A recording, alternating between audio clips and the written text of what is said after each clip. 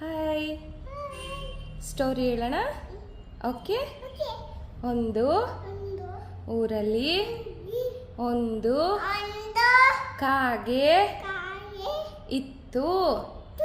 ಅದಕ್ಕೆ ತುಂಬ ಬಾಯಾರಿಕೆ ಆಗಿತ್ತು.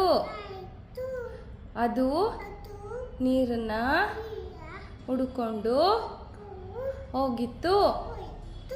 ಅಲ್ಲಿ ಅದಕ್ಕೆ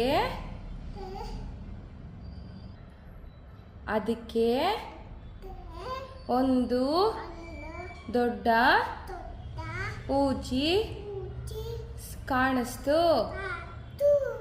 ಅದು ಅದರಲ್ಲಿ ಬಗ್ಗಿ ನೋಡ್ತು.